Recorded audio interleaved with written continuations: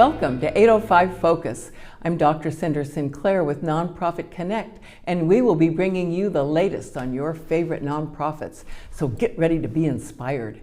Our special guest today is Jamie Collins, and Jamie is Executive Director of Girls Inc. of Carpinteria.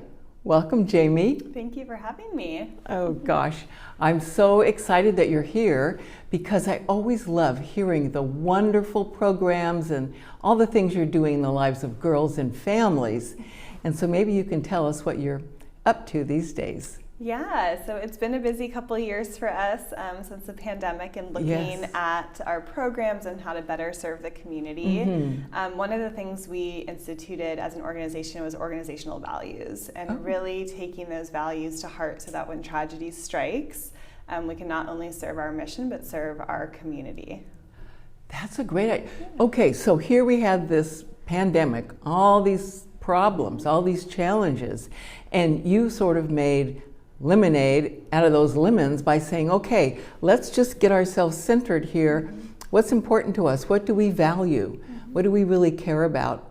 And so now you're going to use that for the benefit of all the girls, the whole program, everything.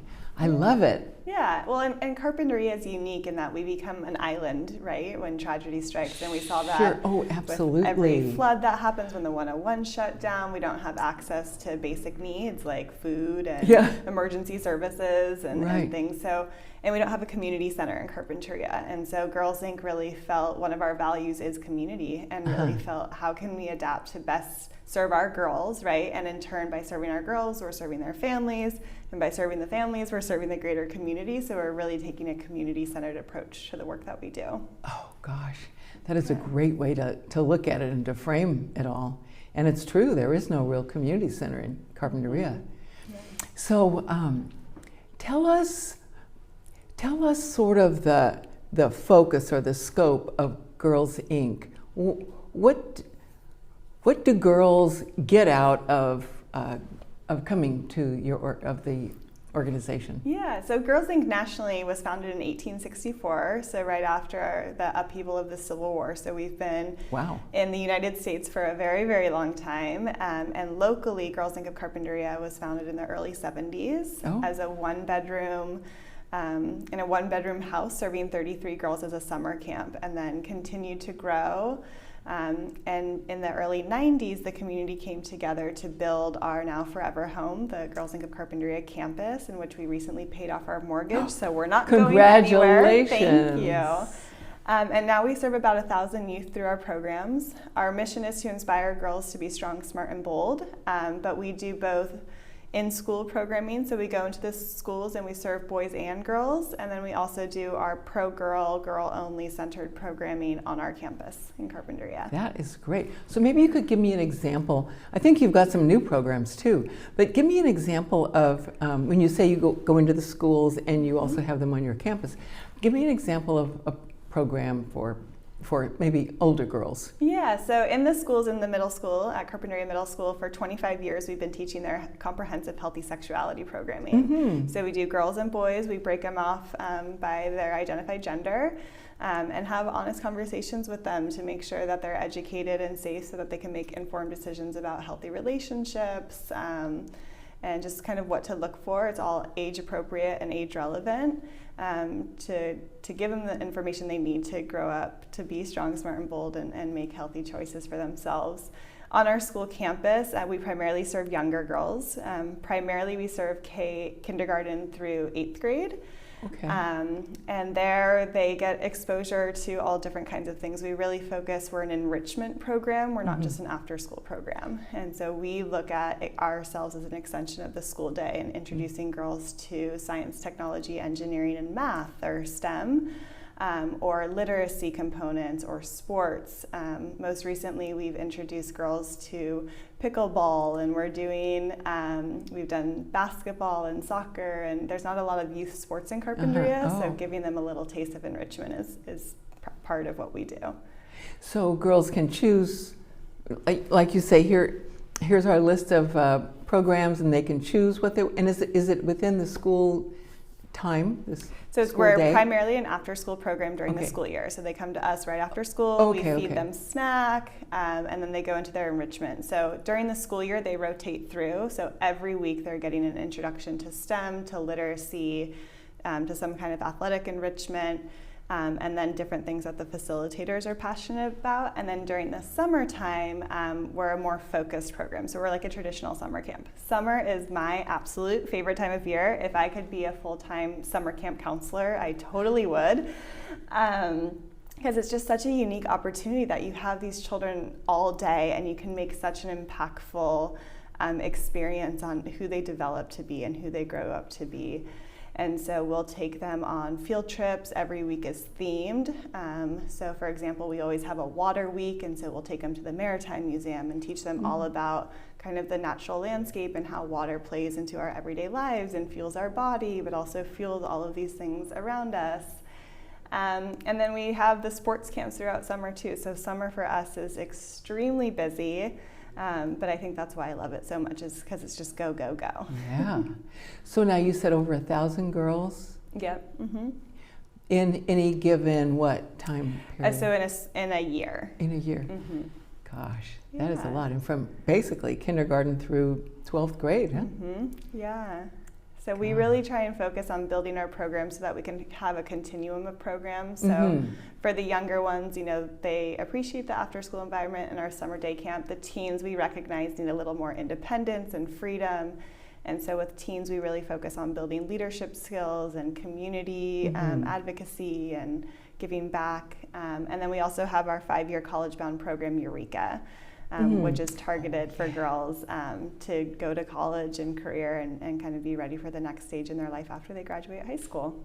Yeah, I've heard about that Eureka, and I've heard some of the girls that have graduated from the Eureka program talk, and they are quite eloquent and inspiring. Yeah, we have one who recently, I believe, just finished up her degree to become a doctor. Oh gosh. We have some students that are off at Harvard. We have others who went to Santa Barbara City College through the Promise program, which is a phenomenal program, and then have transferred on to 4-year schools. And the Eureka program really just helps build that foundation, and it's a cohort model. And so we really believe in having a group of like-minded sisters around you. To help you make those good decisions and kind of have somebody to fall back on if you're like, do I want to go to this college or that college? And all of those opportunities. Gosh, that's wonderful. Now, I bet you collaborate with a lot of different organizations and schools and all of that. So the pandemic, again, was interesting for Girls Inc. because it gave us an opportunity to look at the way we had been doing things and kind of re-envision them for the future. And so previously we were in Ventura and kind of expanding downwards, and then really focused in during the pandemic on Carpinteria. How can we best support our community? I truly believe that we can make an enormous impact. Carpinteria is a small area. We have about 2,000 students in our district, and we're already serving about half. Wow. So there's definitely opportunity to expand that. And so with that, we really focused on our relationship with Carpinteria Middle School and all of the nonprofits in Carpinteria. Recently, there's been a group of us that we call the Carpinteria Nonprofit Collaborative Group. And we meet every couple months and just talk about, you know, we call them thorns and roses, but the good things that are happening in our nonprofit, the things that we're struggling with, and how we can really support each other. And we see that as an opportunity to share resources and information, because we should all be collectively working together to make the community better. That is great. I love the idea of the collaborative. How long have you been doing that? So it's been about 8 months now, and we have we have the Carpinteria Art Center, the Carpinteria Historical Museum, Carpinteria Children's Project, Carpinteria Skate Foundation, some Rotary groups are a part of it, the Alcazar Theater. So it's really just a myriad of the Boys and Girls Club. It's a myriad of every type of nonprofit sector that's in Carpinteria just coming together. That is great. Yeah. You know, maybe, I don't know if you've heard of this or not, but the museums in Santa Barbara have a similar alliance that also came out of the COVID Oh, wow. time, struggles and challenges and all. And so it sounds like a similar situation. You guys could probably learn from each other We could. That's various a great things idea. to do. Yeah. No, it's been really fun, and I think any nonprofit professional knows sometimes it feels lonely in the nonprofit world, and I think really Santa Barbara is unique in that we have so many nonprofits and so many phenomenal nonprofits that are changing people's lives, or whatever their mission is really doing the work here in town. So it's nice to have that peer-to-peer interaction of like, can you believe hiring nowadays, or having that outlet has been really great. Yeah, and to be able to support each other, that is wonderful. Yeah. So let's see. Girls Inc. is a 501c3 nonprofit, right? And so people can go on your website, for example, and I bet you have a donate now button. Yes. And they can make a financial donation for your good work. And I would imagine you depend on those financial donations. Yes, yeah. So we definitely rely on all of our grants and foundations and individual and corporate contributions. One of the programs that we're looking to pilot this year is a low-cost, no-cost program. We received an investment from the state of California, which is unique for a nonprofit like ours, to pilot this program. And it's basically an economic recovery program, so to help families who are continuing to struggle again from the pandemic and loss of access to their jobs, or being pushed out for whatever reason. And so this program is to build that financial literacy. So my hopes is to be able to provide our programming free for a year, and so that would save families roughly $500 a month. And during that, we would educate families. How do you invest? How do you save? How do you build that generational wealth so that your children are set up better than you currently are, not living paycheck to paycheck, or at least pay down debt. So I'm really excited to start that, but donations for that are critical. It's going to be about a $300,000 program to run just for 1 year. So we're 3/4 of the way there, but every donation counts. Oh, that's good. Yeah. Oh, so I hope that some people watching this get inspired and go on your website and make a donation. That sounds like a great program. Yeah, and if they would rather have some fun while donating, we have an annual fundraiser that's in the fall of every year. And that funding directly supports our scholarship program, or our financial aid assistance program.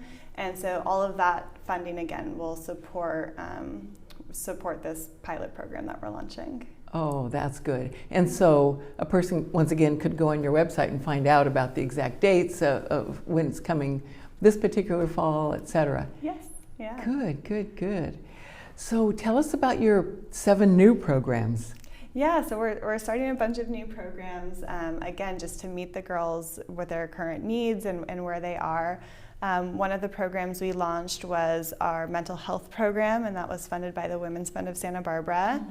And that really, the theme is there's not a lot of mental health resources in Carpinteria. So how do we provide a program where girls have access to these services at a basic level, and then we can refer them out for more in-depth needs. So that's been one that we're looking to launch soon. And then we have what's called our Bridge program. So that's supporting girls from that transition from elementary to middle school. Oh, that's typically where we see a drop-off, because again, the teens have this newfound independence and they don't want to come to an after-school program anymore. And so the Bridge program is not only a way for Girls Inc. to let the girls know, like, we're in your corner, we want to help you succeed, but also just introduce girls to their new campus and their new school and meet the teachers before the first day so that they already feel like they have a little bit of a safety net jumping in. Middle school for anyone is a tough transition, and especially for girls, because it's natural to lose a lot of friendships in middle school and make new friends, and so we just want to normalize all of that. And then our Eureka program, which has been going strong for over a decade now, we're reshuffling how we've done it for a while and adding in an additional year that girls get to go out and have work experience. So in the past, they only had to do 1 year. We're looking to have it be 2 years. So again, that they can build that networking We've had past externship hosts hire the girls after they graduate from high school, or have them intern with them for additional summers. And so we really want to build that pipeline so that when girls either graduate high school or college, they already have that network of where to find jobs and what they're passionate in. Outside of that, we have our sports programs that are launching that we're continuing to build upon and looking at sports leagues. We have a STEM program, a literacy program. So there's just, we really want, our programs are here to meet the whole girl. Yes. And so we really want to make sure that that whole girl is introduced to all of these things so that she can grow up to be strong, smart, and bold. Sounds like you've got a good plan and you're working your plan. Yes. And all those girls and those families are benefiting big time. Yeah. And not just right now, but in the future. Mm-hmm. Yeah. It's been fun. So I bet you might have a story or two to share with us. Yeah, I mean, there's always a story. The favorite part of my day is when all of a sudden you start hearing outside my office window the little gigglings of the girls, or my office face our courtyard and they'll come and knock on the window and tell me what's happening in that day. But really, just a general story is just seeing the girls grow year after year. So I've been there about 4 years now. And so I have the kindergartners that are now entering 4th and 5th grade, and just seeing who they are as people. My own daughter is going into 1st grade, and so she's been with the program for 2 years now, and just seeing her growth and independence. Mm-hmm. And it really does, being in an all-girl, pro-girl environment really does provide that space for you to be who you are and try new things. Yes. And fail, and recognize that fail stands for the first attempt in learning, right? And try again and get up and laugh when it's silly, or when you fall. Yeah. And so I think just in general, seeing the girls grow and progress into these leaders and these amazing humans is just, it's so fun. That is great. I read somewhere that for girls, for whatever reason, different than with boys, if girls are in a classroom or a setting of some sort, and there's just girls, they're just going to be themselves, and they're going to be open and learn, and that's what. But the minute a boy walks into the room or into that setting, all of a sudden, boom, they're quiet, they kind of withdraw a little bit, they don't bring their whole self to the party. Yeah, and there's been a lot of studies that prove that, and I think that's why slowly, like all-girl schools and all-girl colleges are, coming back. They were my parents' generation; they were all over, and then they kind of diminished for a while. And it's really about playing into those stereotypes, right? And the media stereotypes, and what we're continually told, like girls aren't good at math or science, and it's like, no, we're amazing at it if you let us have that opportunity starting at a young age. And there's been plenty of studies that show the transition from elementary to middle to high school, where girls who are really good at math in middle school, they start kind of digressing because they don't want to always have the answer or always step up. And then in high school, the rates of and interest drop even more. And so we feel like our job is to continue to engage girls and give them the confidence to be that girl when they're in their college class, to always raise their hand if they want, if they know the answer or want to say that, and not feel like just because a boy's there that they can't be their whole selves. Gosh, Jamie, this is amazing. Well, I told our viewers that they were going to be inspired, and I'm inspired, I can tell you that. Thank you so much for all this wonderful work. I mean, you are really impacting all the generations to come, and so we're grateful for you, and thanks for coming on the show to share all this great work with us. Yeah, I mean, I always love the opportunity to talk about Girls Inc. I was a Girls Inc. alumna, and so it really is in my blood. Great. And thank you for joining us on 805 Focus, and we'll see you next time.